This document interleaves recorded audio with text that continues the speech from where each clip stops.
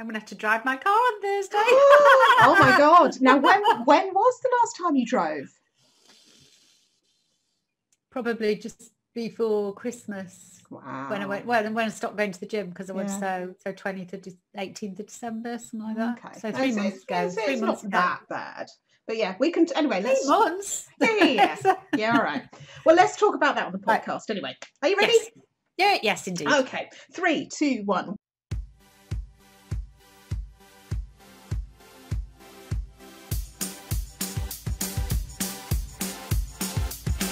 This is Trainer Talk the podcast, brought to you by Sharon Gaskin of the Trainers Training Company and me, Jeanette Tessier of the Get That Gang. In our weekly show, we cover news and views from our businesses along with a top-of-mind topic. Of course, it wouldn't be Trainer Talk the podcast without the Dog Walking Digest, and every now and again we invite a guest along to share their experience and expertise. After 90 episodes of just audio, we're now on YouTube as well. So feel free to catch up there. Just search for the Trainers Training Company or the Get That Gang, or download us on audio only through your favourite podcast streamer. So why not sit back with a cuppa, make that journey or chore go a little bit quicker with our weekly inspiration for developing your training business.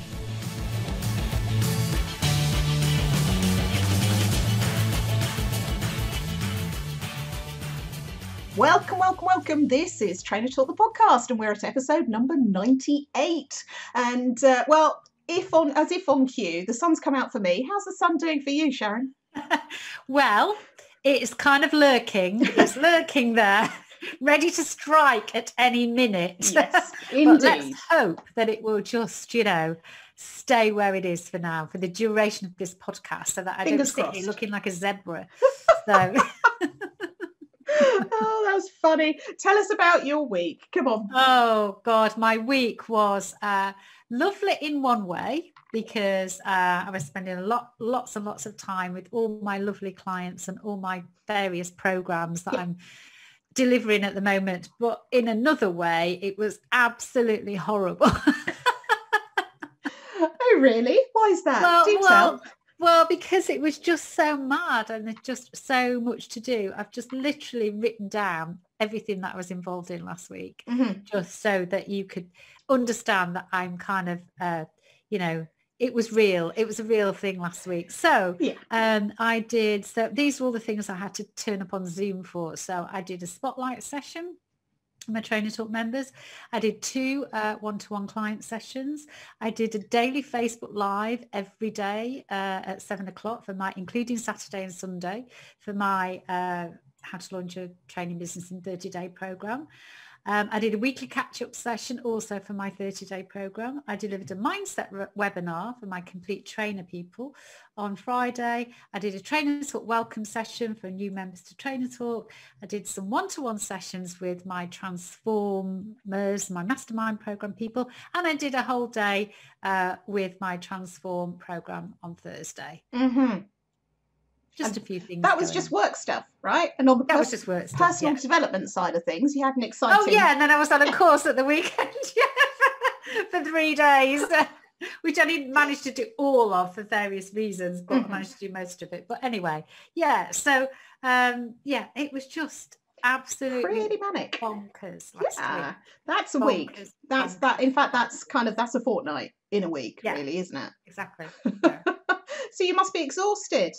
Well, no, I feel pretty good this morning, actually, because I know that I've got a week ahead of me where it's kind of not like that. And one of the things that I've really realised about myself, I knew it already, but it was just a reminder that I'm just not good at working under pressure. I'm just, that some people say, oh, I always leave things to the last minute because that's when I do my best work, I've never been like that. Yeah. And I was reminded of when I was at school, and, if the teacher sort of said, you have 10 minutes to work this out, I would go, I would just couldn't think straight at all. Yeah. But if the teacher said, okay, you can do this in your own time, then I'd be absolutely fine. And I probably would do it in 10 minutes, Yeah. But it's just that having the time pressure. I'm just not, my brain just goes all over the place and I can't think straight. And so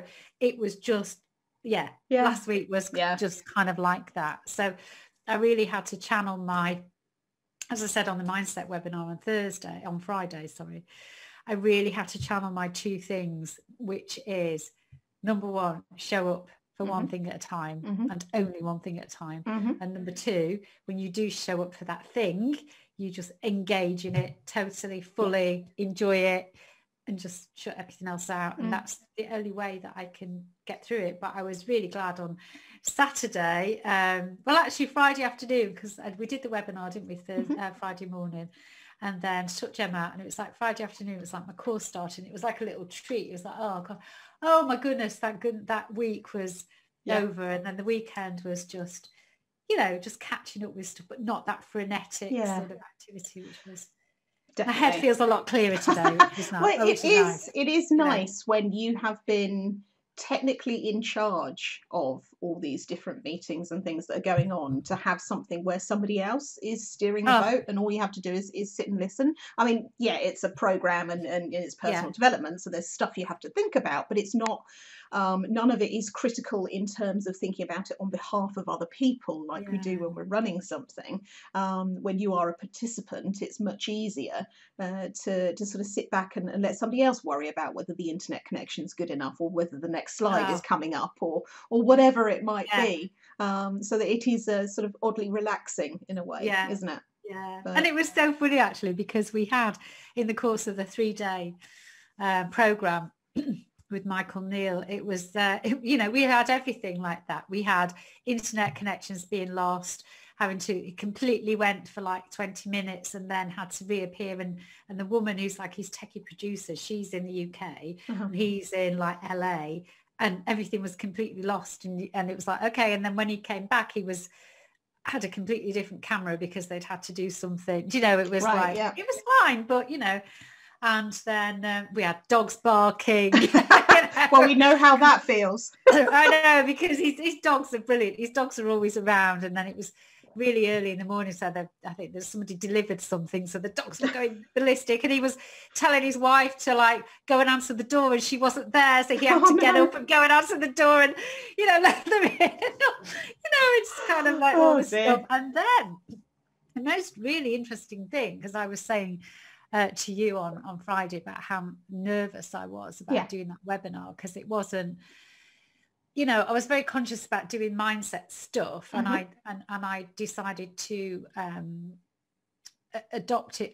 The approach I decided to use was kind of just talk about stuff that I personally found most useful to me, rather than trying to cover everything that anybody ever knows about mindset. So don't feel particularly qualified. And the imposter syndrome was, kicking in massively. It was like who am I to be talking about that mindset? Turned up a notch, didn't it? Just because you've read a few books doesn't mean to have been on a few courses, doesn't mean to say you can come and do a webinar on mindset. You're so funny. You've done so much more than that. But when imposter syndrome kicks in, all it does is, oh look, there's a sun. All it does is just, it conveniently helps you forget all the good stuff you've done, and really belittles anything that you have achieved to try and get you to think that you're not good enough. And it's just it's utterly bonkers, because I mean I was a participant on the webinar, and it was great. Everybody got such a lot out of it, and the chat, as I was saying to you earlier, the chat was on fire, and people really enjoyed it, and I think they really appreciated that you weren't trying to be the all-knowing guru about it. Not that you ever would anyway, but I know there is a temptation sometimes when you're feeling nervous about a subject, is to try to come across as if you've got all the bases covered, and you're just petrified that somebody's going to find the chink in the armour, that kind of thing. Whereas I think the approach that you took, which was, look, I don't know everything about everything as far as mindset's concerned, but here's what's worked for me. And it was a solid 90 minutes of really good content, and really honest and authentic as well. And I think that goes a really long way for people. It was great. It was really, really good. Thank you. Well, there was, but I was reminded about that on Friday. So I sort of pitched up, and Michael's sitting there in front of his thing, and his book, his book's behind him, and he's all ready, and he's got a nice shirt on, and he's and he's all ready to roll and everything. And he opened his mouth, and then he went, and bearing in mind, I see him all the times. I've done so many courses and things with him, and he literally he opened his mouth, and then he went, oh, I feel really nervous. Well, there you go, you see. What? Authenticity. He was like, I've done this course so many times. He's like, I don't know why I'm feeling, but I just do. And I was like, well, there you go. You know, it's like, it was amazing when he said that. I was like, yeah. And he did share, and he did, you know, share a little bit later on about the fact that, you know, we all feel like that. And it was really funny how one of our participants on the webinar, Denise Wiskin, had actually typed in the chat, I can't believe that you, when I was talking about how I have imposter syndrome and I feel, and all my, you know, mindset issues. Yeah. And she says, I can't believe that you have these feelings. It's like, really? You don't know the half of it. Yeah, exactly. It's funny. But isn't that just such a lesson, though, is to, you know, help us to understand that those people that we consider to be ahead of us in business, the people that we're learning from, they're really no different to us. They've just had a different set of experience. And, you know, and in some cases, their experience has been more skewed to the thing that we're trying to learn from them. And that's all. You know, they're not. And this is why I think it's so dangerous when people sort of put these people on pedestals and, you know, they can do no wrong and everything they say is gospel and all that kind of stuff. They're just ordinary people. And I think the ones that play up to the being on the pedestal and try and put themselves up there and you know, the ones that were worse are the ones that talk about themselves either in the third person or in terms of being a guru. You know, well, obviously I am a guru about, oh, shut up, go away. You know, yes, I appreciate that's my blocker. But at the same time, it's kind of, you know, the people that are authentic about it really goes a long way to help us understand that wherever we are in our business, there will be people that we look at as being ahead of us, and there will be people that are, you know, technically, metaphorically, actually, literally behind us. You know, in terms of, not in a stalkery way, calm down, Christine, but in terms of, you know, they've just started out, or they're like Denise was saying in the webinar, you know, she looks upon you as a guide, which is absolutely right. You are, but only by virtue of the fact that you've been doing this for longer and you've been learning about this stuff for longer, which is great, because that's what you want, is you want the real experience. You just kind of, I mean, certainly I don't want to hear from somebody who I can't relate to, and relatability is so important, so important. For this stuff. So yeah, I think, you know, that was, pick your sporting cliche, hit it out the park, you know, got it in one, whichever one you want to choose. Absolutely. But it was, it was an absolutely, you know, bonkers week. That's all I can describe it as, bonkers. For sure. What about yours? Top that. Wow, yeah, not as bonkers as that, but still busy. Mine was busy, but in a different way, insofar as I've got sort of very stiff shoulders at the moment for various reasons. A lot of it because I'm sitting behind a keyboard all day, every day, and you know, my shoulders tend to go up like this anyway, and haven't been able to have a massage for the longest time, and all this kind of woe is me stuff. But it got to a head last week, because on Thursday I woke up and had a really thick head in the morning, you know, when you just feel like you haven't slept properly, and I know that I've not been having what I would consider to be a full night's sleep for a little while now, and it's, you know, it's the toll that it's taking is that on Thursday I woke up with a very thick head, and that kind of grew into a sort of a headache that was lurking in the background all day and just kind of wouldn't shift, even though I took some anti-inflammatories, because normally ibuprofen just, you know, knocks it on the head for me, pardon the pun, but it wasn't shifting, and I thought, no, this is muscular, this is why, and what I needed to do was get to a point where I was able to relax my shoulders enough so that I could just sleep properly. So I managed to, you know, get through the end of the week. But of course, when you feel like that, when you feel slightly off, you're just not as productive as you want to be. And there's a few projects, as always. I'm never just working on one thing at a time. There's a few projects around at the moment, and one of them just for whatever reason, I've really, really struggled to get under the skin of it. And you know how sometimes you sort of, you look at something and you think, oh yeah, this is that, and it all works and it all comes together and brilliant, out the door, invoice gets paid. And then other times you sort of look at something and you think, I'm struggling to find my inspiration here. My muse has gone, and all the rest of it. And managed to, how I did this, I have no idea, but managed to on Friday finally crack it and go, yeah, okay, right, like this, like this, like this. Yes, I'm happy with that. But of course, the next stage is to send it to the client to go, are you happy with this? Because if you're not, then I need to sort of, get something sorted for you. But luckily, the client came back and said, no, actually, I really like it. Sorry that you've been struggling. It's like, no, honestly, it's me. It really is me. Let's just say my body is letting me have the full midlife woman experience at the moment. I didn't like to say, but yeah, exactly. We've been there. Oh, yes. And it's those just lovely heads. Yeah, exactly. Fuzzy heads. We love those.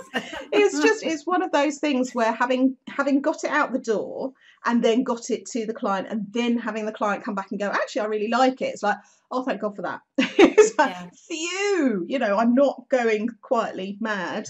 I do understand, what we need to do and what we need to achieve with this. But it's horrible. I hate it when you have projects like that where it just feels like you're wading through treacle, doesn't it? And you just think, so it was a little bit like that last week. Got lots of other bits done, some of which we need to talk about after recording the podcast.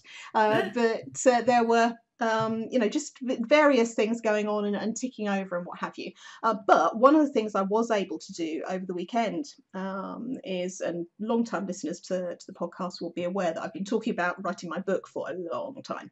And I've done, let me see, up until this last weekend, I had 2 starts at it. One where I'd got sort of 4 or 5 chapters in, and then one where I'd got to sort of the first or second chapter, something like that. There was loads of preview stuff and all that kind of thing. And just looking at it, and there was just something, I know we talk all the time about understanding and gut feel and recognizing where the resistance is. And there was just something in me going, it's just not right.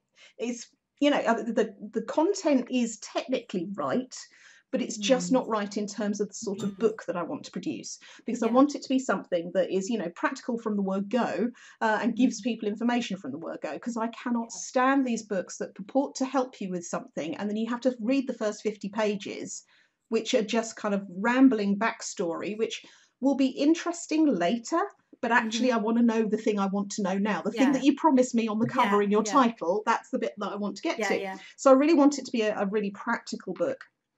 And I've been sort of, mulling it around in my head and thinking about, okay, so do I start here? Do I start there? And all the rest of it. And I can't remember if I definitely said in one of my live videos to the Get That Gang, sometimes you can't see the wood for the trees. And one of the things that I've been mulling around was, what should the title of the book be? And I'd sort of, thrown around, good grief, I better learn to speak before I try and write anything. I'd sort of thrown around a few ideas. I've even bought some domain names. And then it just came to me, it wasn't last week, I think it was the week before. And I was just thinking, do you know what? You've already got the ideal name for what this stuff is, and it's Get That Course Online. Yes. So it's like, when you have that revelation for something that is right in front of you, you just go, oh, face palm. That is just, hello, Jeanette, are you actually listening to what you're doing? And clearly I wasn't. So as soon as I saw it, of course it's called Get That Course Online. Why wouldn't it be? I've already got the website. I don't need to buy another domain. Fine. Okay, good. And as soon as I got that, it was like that was a piece of the jigsaw that sort of clicked into place. It's like a scene in a movie where everything goes quiet and you just hear like this and you see the visual of something clicking into place, and then all of a sudden everything starts moving. So I in a break from doing other stuff over the weekend, I thought, oh, just get that course online. So just open a document, get that course online. It's for this, it's for that. Chapter 1. Before I knew it, I'd written 4 chapters. Oh, wow. I was looking at it going, yeah, this is right. And funnily enough, I had was it the end of last week? Must have been. I'd started blocking time out in my calendar, because one of the things I've been terrible at is saying, oh, I must find some time to work on my stuff, but then not putting it into my calendar and ending up filling my calendar with stuff for other people. So I've blocked out a whole load of time, starting Easter weekend actually, to do writing. I was intending to spend the entire 4 days doing writing. And I felt so much better having put the time in the calendar. And then all of a sudden my brain went, no, I want to start now. So, okay. All right, we'll start now, that's fine. And I'm so pleased with the direction that it's going in, and kind of the style that I've hit upon, and it's sort of a bit chatty but not frivolous, and it is practical. There's there's all sorts of really good stuff in there, and now of course whether or not people read it and go, yes, this is really good stuff, who knows? I know it's good, and I know it's right, and I know it works. So that's as far as I can go with that. And obviously, when I've done my first draft, I'll give it to a few people to look through to help me understand. One of which will be you, by the way. But yay! Because I know how much you hate business books. So yeah, all of them. So, that's what it is. Yeah, I know. So yeah, so it's that was really exciting and really encouraging. And then the best thing to finish off the weekend was my local gym has said that because we can go back to exercising outdoors in England from the end of March, or Monday the 29th of March. At the moment, all things are up for change, obviously, as we know. So they're putting on some outdoor boot camps in a field that's not too far away from here. And they opened the booking thing, so I am booked Monday, Wednesday, Friday, 9:30 throughout from 29th of March all the way through to, I think the last one is the 12th of May, something like that. I can't remember. Anyway, that ish Friday in May, because that's about the time that the gym itself will be able to open up again if all goes according to plan. And it's just I was on such a high, so excited about, oh yes, I can do, and I've been doing my workouts at home, but I can't wait to be in the company of other people doing it as well. So it was a really good end to the weekend. It's just like, yep, booked. I had these 21 messages, emails. Yeah, I know that. Yeah. You've made an appointment. Yes, I know. Accept. It was great. I was so happy about that. So great end to the weekend. But yeah. We whisper it quietly. I'm not going to make a big deal of it, but there was a certain announcement on Friday here, which was a massive surprise, actually. That the Welsh government did their 3-week review, and it was pretty much as you were. But by the way, stay local now. Stay within a 5-mile radius. So I think a lot of people around here were not bothering to, they've been doing that anyway. Anyway, we're not going to go there. But stay local, stay within a 5-mile radius. So that was a little bit of a change. And then there was no other changes apart from they're going to open hairdressers. I know. Well, I had it on the news this morning. I had to take my car in for its first MOT this morning. So it's the first time I've listened to the radio in the morning for ages. And it came on in Wales today. And I thought, oh, hang on, I better listen to this. They're saying and hairdressers could open. And they had somebody who owns a salon in Cardiff saying, oh, it's brilliant. We can get back and all the rest of it. I was thinking, does Sharon know about this? This can't have been, I'm just keeping it low key, because I was kind of like, well, I'm not going to say anything until I get an appointment, because it might be like 2 months before I can get it. You know what I mean? Yeah, I do. I was so surprised. I was like, what? They did this the last time they did it, which was last summer. Do you remember? Yes. They nothing else was open apart from, we're going to open garden centres. Do you remember that? It's like, why? Seemingly random, yeah. So this time they've decided not to go down the garden centre route, but to open something that is far more useful, which is hairdressers. So on the basis, I guess they must see it as an essential service, which of course it is. Of course it is, absolutely. Absolutely. And happy days. And are you going to tell our listeners and viewers about your blackmailing of your hairdressers to get your appointment? You know, I was a little bit upset because they said that they would call people, those people who'd have to have their appointments cancelled. Yeah. And you know, my appointment was on the 22nd of December, and they shut on the 20th. So you would think that I would be first in the queue. So they eventually, I kept phoning them, and they eventually phoned me and stuff. And then they said, oh yeah, 31st of March. I was like, what? No. We're not having that. Absolutely. Yeah, and it was all to do with the fact that this particular person who normally cuts the hair, she wasn't available till the 31st of March. So I had to go down. I said, oh, you know, my hair is such a mess, and oh, it's awful. My fringe is like down to my nose, and I look like a Highland cattle.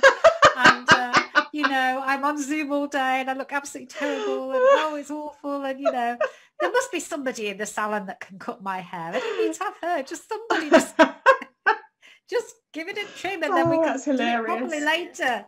Oh. She's like, okay, let me see what I can do there. I'm on the other end of the phone going, please. Oh, that's so Job funny. done, results. I know, and I know it is a constant source of annoyance for you, but it really, honestly, truly doesn't look that bad. You know, I know. Says Sharon, choking on her tea. Oh, it really doesn't. It really doesn't. I think it suits you the longer length, but I know it annoys you when it's too long. But now you've got your hairbrush that does the trick. Well, you say that. Here we go. You say that. Like last night, I noticed I washed my hair last night and got out the shower, and I was like, I can. Because like normally I don't towel it too much, because if I towel it too much, then it makes it even more frizzy. So I normally, and like last night, I was thinking, I can towel it properly now, because of course I've got my tangle teasers, so which will be able to cut through anything. And you know, so I did that, and then I was like, because it's this side that's worse for some reason. Yeah. So this side, and I was like, Oh dear. Oh no. Right, no, but it was better because it didn't get stuck. Okay, good. But I wouldn't say it was as smooth as it has been. Basically, because I towel dried it. Yes, you have to give. I just literally have to get out. And I can't touch it. I just have to leave it, and just because as soon as I start going like this, it like frizzes up. Tangle, frizzes. Yeah. Oh my god. Shall we? At the risk of this becoming a podcast which is just about you and I chatting. You brought it up. I was not going to mention my hair, but you know, okay. Throw me under that bus, why don't you? That's fine. Do you want to introduce our top of mind topic today? I think we ought to. No, you do it, because it came from one of your videos, did it not? It did. Well, I was just explaining to you. I'm not sure that we've got a nice rounded title to introduce this one, but if I just explain where the idea came from. I was just thinking over the weekend, following on from a video that I did in my group last week, in the Get That Gang last week, talking about, you know, when's it right to say no? And you're trying to muck around. No, that's made no difference at all. No, I know. It's because it's up there, you see. For those of you that are listening rather than watching, Sharon was trying to get the blinds into submission, and it's made no difference to the sun coming in. So she is. It's at the top. Oh that's dear. Well, anyway. So, hopefully he'll be here at some point. In the next few weeks. Brilliant! The blinds man, not blind man, blinds man. Yeah. We'll be here to sort out. Anyway, I digress. So last week I did a video about, you know, what's your no? What's the point at which you say you are not going to work with somebody, and you draw the line at that, and you know, it's worthwhile thinking about that before you need to implement it, before it happens. And then as a sort of a kind of a contrast to that, I was just thinking over the weekend, there are so many quotations that get attributed to people, and in particular, and on LinkedIn in particular, to Steve Jobs and Richard Branson, right? You kind of, some days you can't move without a picture of one of them with something attributed to them being written down. And one of the ones that consistently gets attributed to Richard Branson is this one that says, say yes first and then work out how you'll do it later. Which, you know, on the surface you look at and you think, oh yeah, you know, entrepreneurial spirit, and that's how you grow and that's how you stretch yourself, and you know, you've got to take some risks, and it does sum up a lot of qualities that you know, you need an element of in order to succeed in being entrepreneurial and running your own business. But I was thinking about it and thinking, yeah, but it's not as black and white as that, and it doesn't always completely apply, because there is a danger that if you say yes to something that is too far away from your comfort zone or your zone of genius, or you know, your skill set as it is at the moment, then the danger then is that you're going to give yourself way more stress and worry and trouble trying to work out how to do this thing, and the chances are you're not going to do a great job, which means that you may get a client that goes, well, actually I'm not happy about that, which tarnishes your brand. And then it kind of spirals into, and if only you'd had the foresight to go, actually that's not something I can do. And it's an interesting one. I think it's different to we spend a lot of time, both of us, talking to people about niches, right? And one of the things that we talk about with niching is that sort of being brave with that first step of turning work down that you used to do because it doesn't fit your niche. And it's, you know, it's very easy to kind of fall into that trap of saying yes to doing something because it's money, as opposed to saying, actually, no, just because I can do that doesn't mean I should do it, doesn't mean I will do it. And yes, it is money that's being offered to me, but I want to focus and concentrate on my niche. That is absolutely a step that people have to take. This, I think, is a different thing. This is around saying yes to something that might be sort of either adjacent to your skill set or an extension of your current skill set, but knowing and understanding what's going to be a stretch, what's going to take me out of my comfort zone enough to stretch me so that I can grow my skills, grow what I'm doing, all of that kind of thing, but isn't so far beyond my comfort zone that actually I'm going to end up either doing a really bad job or scaring myself silly, or, you know, something bad happening. Does that make sense? Yeah. And I think it's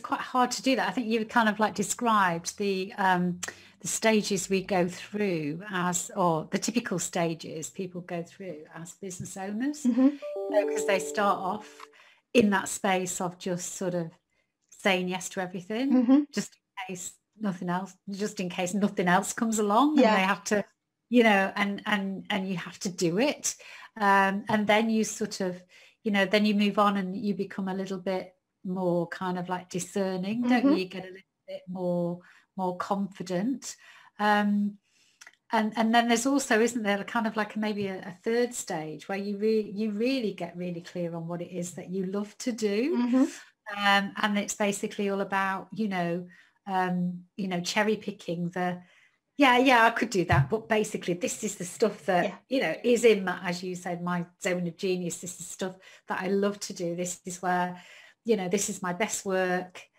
You know, when I show up, you know, I love it. And that's really that's, I think that's what we should all aim for. Yeah, completely. Everything comes together. You're really confident because it's in it, you know that you can do it sort of standing, you know, off the top of your head. But you love it as well. So it's just not you know, you're in the flow and all that kind of good stuff. But it takes a while to get there, doesn't it? It does. And I think it's a combination of, like you say, it's understanding and being confident in what you can do, but also respecting and understanding what the extension of what you can do looks like, if that makes sense. And what I would equate it to is, I'm pretty clear on all the stuff that's in the Get That gang. So there are 5 brands at the moment. There'll be a 6th before the end of the year, but that's for later. But with all the things that we've got in the Get That Gang at the moment. So we started with online courses, pretty soon followed by websites, got videos, funnels, got brand, right? Those are things that consistently come up in the conversations that I have with people. But I am very clear with that stuff, that I know enough to get you started and get you 2 or 3 steps along the road with those things, with most of that stuff, right? For some of it, I can take you even further. So for websites, I can take you probably a little bit further than those first 2 or 3 steps, because I can incorporate things like membership and online courses and that kind of stuff, e-commerce, that kind of stuff, which is usually the step up in terms of website building. But if you wanted something that was essentially going to end up being the equivalent of Amazon, that's not me. That's not my skill set. I know it's not my skill set. And actually, but building something that big and complicated doesn't really interest me that much. I'm much more interested in getting people off the starting block and getting them moving and giving them the assets they need to be able to grow their business. The one area of the 5 that I can confidently and consistently take people much further in to expert level if they need it is online courses. And I know that, and I'm happy with that, and that's fine. I don't need to be able to do that for all the others, because that's not what the business is about. That's not what I'm about. It's not what interests me. It's not what I'm trying to project to people. It's about let's get these things off your to-do list, and that's it. So if somebody were to come to me and say, you know, we want this whole big launch of a new brand that's going to be the competitor to Amazon, and we need you to do the brand and the websites and the funnels and all the rest of it, I would absolutely think twice about that and probably say no, because yes, I can do the basics of all of them. I can do the intermediate of most of them, and I can do the expert for at least one of them, but I can't get you to that level for all of them. And it would I think it would be disingenuous to say, oh yeah, sure, I can do that, and then work it out later, because actually doing that doesn't interest me either. That's the thing. It really is, you know, tapping into the things that you love, you know, and it's really interesting, because on the mastermind program that I run, you know, the Transform program, it is just like that has been a massive theme throughout the year, and it's really emerging a bit. How do we, you know, as business owners, how do we make this fun? How do we make it enjoyable? How do we grow a business but keep ourselves intact at the same time? You know, how do we, you know, reach the turnover or income level that we want in our business without sapping all our energy, without sapping all the joy, without sacrificing everything else that's going on in our life. And it's really fun. You know, it's really fun to kind of explore that, because it is possible. But one of these things, as you say, it's about being really, really clear on what is it that you love to do, and what is it that you don't, and just get rid of all the stuff that you know that you could do, but it doesn't really float your boat. And you know, it's so important, and it takes courage to do that. But it's like everything else, the more you do that, the more you know, normal and natural it feels. You create a new habit, and it just becomes easier and easier to listen to your intuition, you know, and to go, is that kind of, you know, not feeling right? I was talking to one of my team members on Friday, Matt, and we were talking about this certain, you know, strategy around, you know, Facebook groups and you know, this bit of software that we've been using, because I'd been advised to use it and all the rest of it, and I was like, you know, I'm just going to get rid of it. I'm just going to get rid of these. And he's like, well, I said, because it just doesn't feel right. It's not, it doesn't feel right. And I can't explain it. And you know what? The thing is, I know that because I'm, you know, an action taker, as you know. Absolutely. And if I want to do something, I'll just go and I'll kind of do it. But I know that every time, if I'm stalling, I'm taking ages to make a decision, it's because it doesn't feel right. Yeah. Because it doesn't sit right with me, and I know that, and and so that, yeah. So listen to, I know we keep banging on about the same stuff, but listen to that intuition, you know, if some kind of work comes in and you kind of like, yeah, I could do that. Yeah. Yeah. Right. Yeah. But and it doesn't feel right. Even if you don't know why that's at the stage, if there's just the slightest funny feeling, like I said in the mindset webinar, something feels off, it generally is. Yeah, completely. Sometimes you don't know why, but you just do. Oh yeah, I agree. Following your gut instinct about this stuff, I think is really good. I will extend it slightly. My belief as well is, you need to look at, you need to listen to your gut instinct in terms of, should I try that, or shall I stop that thing? But there is a place for evidence as well, I think. So gut instinct is great, but look at the evidence before you make big far-reaching decisions. If you have no evidence and the gut is the only thing you've got to go on, then go on your gut. Because your intuition, your unconscious, your subconscious, whatever you want to call it, it's telling you something, and it's telling you it for a reason. And it might be that it's not right ever, it's just not right now. So, you know, I think there's a lot to be said for that. And this is why I think I have, you know, not an issue with the say yes and work it out later. It's more about, you know, knowing where you are in your business, so you know what to say yes to and what is going to be a good stretch for you. So, for example, I mean, I've done a lot of work on lots of different learning management systems and builders, video builders and that kind of thing. And they're pretty much, editing software is pretty much of a muchness. But if somebody were to say to me, I've got some videos in ScreenFlow, for example, that need editing, can you do it? I'm not going to say yes. And the reason I'm not going to say yes is because I know that ScreenFlow is an application that works on a Mac. I don't have a Mac. Yeah. So, you know, it's... Should. Don't you should me, Gaskin.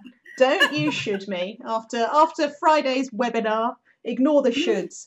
But it's one of those things where if I was just starting out in editing and hadn't, you know, looked at all these things and understood the area that I was in, but was only at the stage of going, editing software is pretty much of a muchness, then I might make the mistake of going, oh, yes, of course I can do that.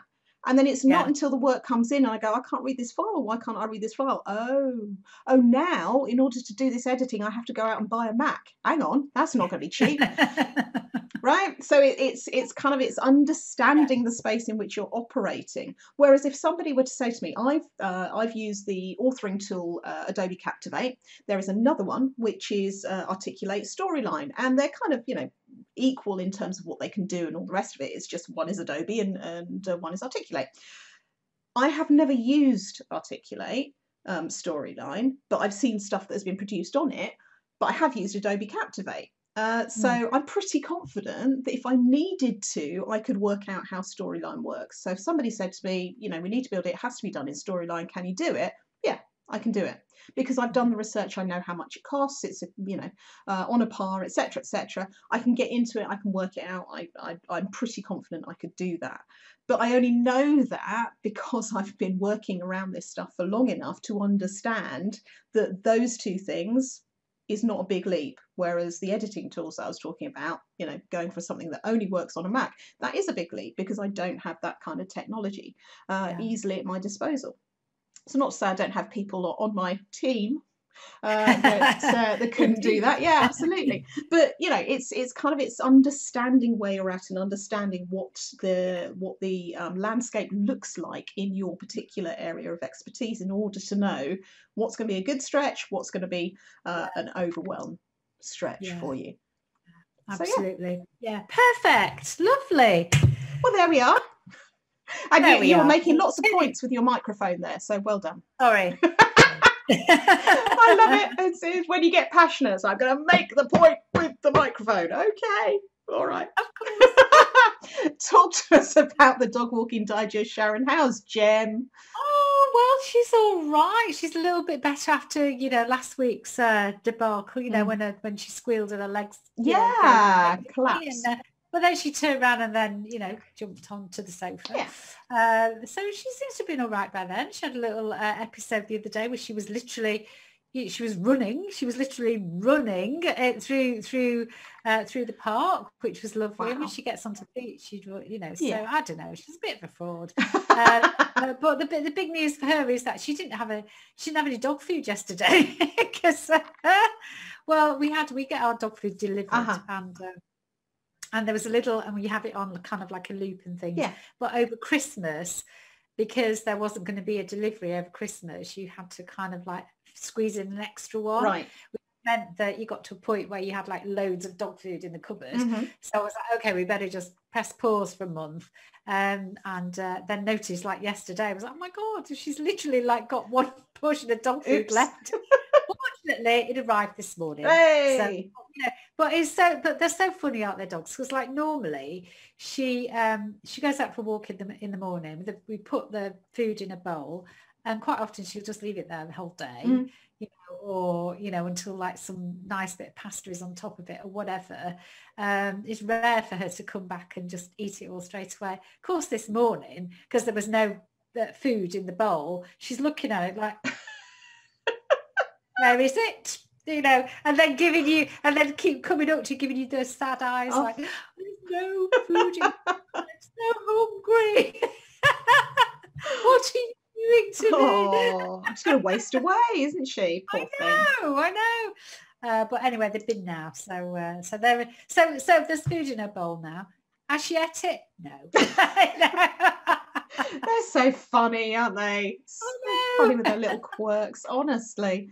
Well, I mean, Copper, my mum's dog, and Scamp are doing absolutely fine. Copper is now down to 1 steroid pill every other day. Oh, that's good, and he has his final one on, well, we say final one, we hope final one on Wednesday, and then he goes back to the vets on Thursday. But the biggest thing with him at the moment is obviously being steroids, and the vet was very clear on this. She said he's going to ask for food the whole time, and you just don't worry about it at the moment. Let's get him through the steroids, get that working, and then we'll worry about his weight afterwards. But he's got a proper barrel tummy at the moment, which is kind of disguised because he hasn't been groomed for quite some time. I'm sure Jen's the same.